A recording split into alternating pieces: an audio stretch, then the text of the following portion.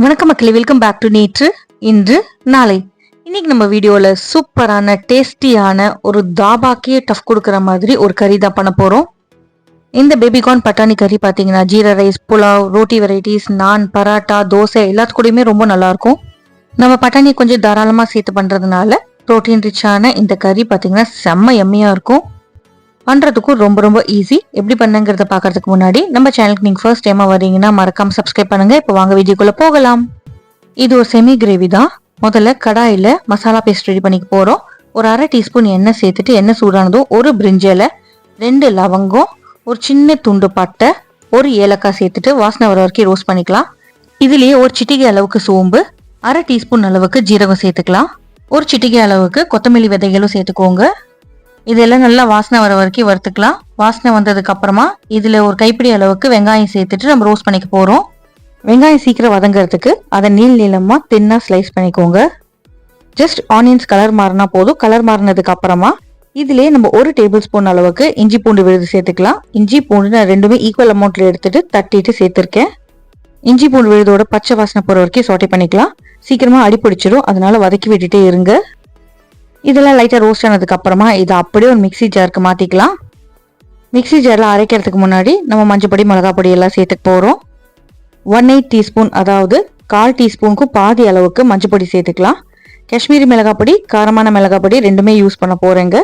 கலருக்காக காஷ்மீரி மிளகா பொடி கொஞ்சம் ஜாஸ்தியாகவே சேர்த்துருக்கேன். 1 டேபிள் ஸ்பூன் அளவுக்கு காஷ்மீரி சிவப்பு மிளகா பொடி, அரை டீஸ்பூன் அளவுக்கு நம்ம காரமான மிளகா பொடி, 1 டீஸ்பூன் கரம் மசாலா, 2 டீஸ்பூன் அளவுக்கு சோலை மசாலா சேர்த்துக்கலாம். ஹோம்மேட் சோலே சனா மசாலாவோட ரெசிபி வேணும்னா நான் லிங்க் டிஸ்கிரிப்ஷனில் கொடுக்குறேன்.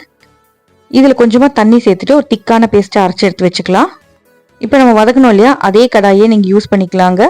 கடாயில் 1லேருந்து 2 டேபிள் ஸ்பூன் எண்ணெய் சேர்த்துக்கோங்க. எண்ணெய் சூடானதும் அரை டீஸ்பூன் ஜீரகம் சேர்த்துக்கலாம். ஜீரகம் நல்லா பொரியட்டும். ஜீரகம் பொரிஞ்சதுக்கு அப்புறமா 3 பெரிய சைஸ் வெங்காயத்தை தின்னா ஸ்லைஸ் பண்ணிட்டு இதில் சேர்த்துருங்க. வெங்காயம் கொஞ்சம் கலர் மாற வரைக்கும் ரோஸ்ட் ஆகணும். அதாவது லைட் ப்ரௌன் வர வரைக்கும் நீங்கள் இப்படியே வதக்கிட்டே இருந்தீங்கன்னா உங்களுக்கு சூப்பராக ஒரு கேரமலைஸ்டாக ஸ்வீட்டிஷான வெங்காயம் ரெடி ஆகிடும். இதுலேயே நான் ஒரு 1/4 டீஸ்பூன் சர்க்கரை, 1/4 டீஸ்பூன் உப்பு சேர்த்துக்கிறேன். வெங்காயம் கலர் மாறுறதுக்கு இது உங்களுக்கு கட்டாயம் ஹெல்ப் பண்ணும். வதக்கிட்டே இருந்தீங்கன்னா உங்களுக்கு ஈவனாக ரோஸ்ட் ஆகும். வெங்காயம் சாட்டே பண்ணும்போது கொஞ்சம் பொறுமையாக பண்ணிங்கனாலே உங்கள் கிரேவிக்கு நல்ல ஒரு ஃப்ளேவர் கிடைக்கும். வெங்காயம் வதங்கி கலர் மாறினதுக்கு அப்புறமா தான் நம்ம அரைச்சி வச்சிருக்கிற மசாலா பேஸ்ட்டை சேர்க்கணும். இந்த மசாலா பேஸ்ட்டை மிக்சி ஜார்லேருந்து கொஞ்சம் கூட வேஸ்ட் பண்ணாமல் அத்தனையும் சேர்த்துருங்க. ஏன்னா நம்ம கறிக்கு இதுதான் ஃப்ளேவர் கொடுக்க போகுது. முடிஞ்ச அளவுக்கு இதை நல்லா வதக்கிக்கலாம். அடிப்பிடிக்காமல் எவ்வளோ திக்காக வருமோ அந்த அளவுக்கு வதக்கிட்டு மிக்சி ஜார் அலம்பிட்டு அந்த தண்ணியுமே சேர்த்துட்டு நம்ம குக் பண்ணி போகிறோம். ரா ஸ்மெல்லாம் போகிற வரைக்கும் நீங்கள் இதை வதக்கிட்டே இருங்க. உங்களுக்கு நல்ல ஒரு திக்கான பேஸ்ட் ஆகும். அது வரைக்கும் சாட்டே பண்ணிகிட்டே இருக்கணும்.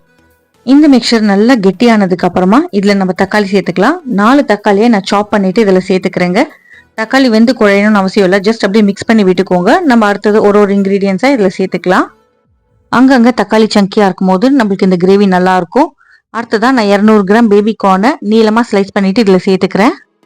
பேபிகார்னை பொறுத்த வரைக்கும் என்னோட அப்சர்வேஷன் என்னன்னு பார்த்தீங்கன்னா, ரவுண்டாக சாப் பண்ணுற பேபிகார்னோட சென்டரில் நீங்கள் ஸ்லிட் பண்ணிட்டு சாப் பண்ணிங்கன்னா உங்களுக்கு பேபிகார்ன் சீக்கிரமாக வெந்துடும். இப்போ இது எல்லாத்தையும் நல்லா ஒன்றாற மாதிரி கலந்து விட்டுக்கணும். ஃப்ளேமை லோ டு மீடியம் மாற்றிட்டு மூடி போட்டு அப்படியே பேபிகார்ன் வேகிற வரைக்கும் விட்டுருங்க. அப்பப்போ திறந்து பார்த்துட்டு கிளறி மட்டும் விடுங்க, இல்லைன்னா அடி பிடிச்சிடும். பேபிகார்ன் வெந்துருதா இல்லைன்னு செக் பண்ணுறதுக்கு ஒன்று எடுத்து நீங்கள் நசுக்கி பார்த்தாலே தெரியும். இந்த மாதிரி நம்ம பண்ணும்போது பேபிகார்ன் ஒரு 5 மினிட்ஸ்லேயே வெந்துடும். பேபிகார்ன் ஒரு 80% வெந்ததுக்கு அப்புறமா இதில் நம்ம கேப்சிகம் சேர்த்துக்கலாம். ஒரு கேப்சிகமாக நான் பெருசாக டைஸ் பண்ணிட்டு சேர்த்துருக்கேன். ஒரு பச்சை மிளகாயை நீளமாக கீறிட்டு இதிலே சேர்த்துடலாம். 1/2 கப் அளவுக்கு பச்சை பட்டாணியை நான் நைட்டே ஊற வச்சுட்டேங்க. அதை மார்னிங் நான் நல்லா வேக வச்சு எடுத்து வச்சுக்கிட்டேன். வேக வைக்கும் போது கொஞ்சம் உப்பு சேர்த்துக்கிட்டேன். வேக வச்ச தண்ணியோட நான் பச்சை பட்டாணியை இந்த கிரேவியில் சேர்த்துக்கிறேன். உங்களுக்கு வேணும்னா நீங்கள் ஃப்ரோசன் பீஸ் இல்லைன்னா ஃப்ரெஷ் பீஸ் மார்க்கெட்டில் கிடைச்சா அதுவுமே நீங்கள் யூஸ் பண்ணிக்கலாம். சீசன் இல்லாத டைமில் பட்டாணி சுண்டல் இருக்கு இல்லையா, அதை ஊற போட்டு வேக வச்சு இந்த மாதிரி நீங்கள் கரீஸ்க்கெல்லாம் யூஸ் பண்ணிக்கலாம். பட்டாணி பார்த்தீங்கன்னா நல்லா வெந்திருக்கணும், அதே சமயம் குழையக்கூடாது. அந்த பதம் தான் இது கரெக்டாக இருக்கும். பட்டாணி எடுத்து நசுக்கி பார்க்கும்போது உங்களுக்கு ஸ்மூத்தாக அமுங்கணும். இப்போ இந்த கிரேவிக்கு தேவையான அளவுக்கு நம்ம தண்ணி சேர்த்துட்டு மூடி போட்டு வேக விட போகிறோம். இதுலேயே உங்களுக்கு பேபிகார்ன், பட்டாணி, அதுக்கப்புறமா கேப்சிகம்லாம் நல்லா வெந்துடும். இந்த கிரேவிக்கு தேவைப்பட்டால் கொஞ்சம் உப்பு சேர்த்துக்கோங்க. நம்ம பட்டாணி வேக வைக்கும் போதே அந்த தண்ணியில் கொஞ்சம் உப்பு சேர்த்துருந்தோம். ஃபர்ஸ்ட் வெங்காயம் சாட்டே பண்ணும்போது கொஞ்சம் உப்பு சேர்த்துருந்தோம். இப்போ தேவைப்படுற அளவுக்கு உப்பு சேர்த்துக்கலாம். நல்லா தளத்தளன்னு கொதிச்சு இந்த காயெல்லாம் வெந்து இந்த மிக்சர் திக்காகட்டும். ஒரு பெரிய சைஸ் வெங்காயத்தை நான் அப்படியே பெருசாக டைஸ் பண்ணிட்டு இதில் சேர்த்துக்கிறேன். இந்த மாதிரி சேர்க்குற வெங்காயம் பார்த்தீங்கன்னா காய் கூடவே நம்மளுக்கு நல்லா பிளெண்ட் ஆகி ஒரு கிரன்ச்சினஸ் கொடுக்கும். காயெல்லாம் வெந்து உங்களுக்கு தேவைப்படுற கன்சிஸ்டன்சி வந்ததுக்கு அப்புறமா 1லேருந்து 2 டேபிள் ஸ்பூன் அளவுக்கு கசூரி மேத்தியை க்ரஷ் பண்ணிட்டு இந்த கிரேவிலேயே சேர்த்துருங்க. கசூரி மேத்திங்கிறது வேற எதுவும் இல்லைங்க, காஞ்ச வெந்தயக்கீரை இலைகள் தான். நார்த் இந்தியன் கரீஸ்க்கெல்லாம் இது சூப்பரான ஒரு ஃப்ளேவர் கொடுக்கும். இது சேர்த்த உடனே வீடு பார்த்தீங்கன்னா தாபா மாதிரி ஆயிடும். கடைசியாக இதில் 1 டேபிள் ஸ்பூன் வெண்ணெய் சேர்த்துக்கலாம். நம்ம தக்காளி கொஞ்சம் ஜாஸ்தியாக சேர்த்துருக்கிறதுனால இதில் ஆம்ச்சூர் வேற எந்த புளிப்புக்கான ஏஜென்ட்டுமே நம்மளுக்கு தேவையில்லை. கலந்து விட்டுட்டு தாராளமாக கொத்தமல்லி இலைகளை மேலே தூவி விட்டுட்டு அப்படியே சூடாக சர்வ் பண்ணுங்க. சாப்பிட்றதுக்கு அட்டகாசமாக இருக்கும். நான் முன்னாடியே சொன்ன மாதிரி இந்த கறி பார்த்தீங்கன்னா ரைஸ் டிஃபன் ரெண்டுத்துக்கூடமே நல்லா ஒத்து போகும். நம்மளுக்கு நிறைய வெஜிடபிள்ஸும் உள்ள போகும். ப்ரோட்டீனுக்காக நம்ம பட்டாணியுமே இதில் சேர்த்துருக்கோம். இதில் நீங்கள் கேரட் பீன்ஸ் எல்லாம் சேர்த்து மிக்சட் வெஜிடபிள் மாதிரியும் பண்ணிக்கலாம். ட்ரை பண்ணி பாருங்க, எப்படி வந்ததுங்கிறத எனக்கு மறக்காம கமெண்ட்ஸை சொல்லுங்க. நம்ம சேனலுக்கு நீங்க ஃபர்ஸ்ட் டைமா வரீங்கன்னா லைக் பண்ணுங்க, ஷேர் பண்ணுங்க, சப்ஸ்கிரைப் பண்ணுங்க.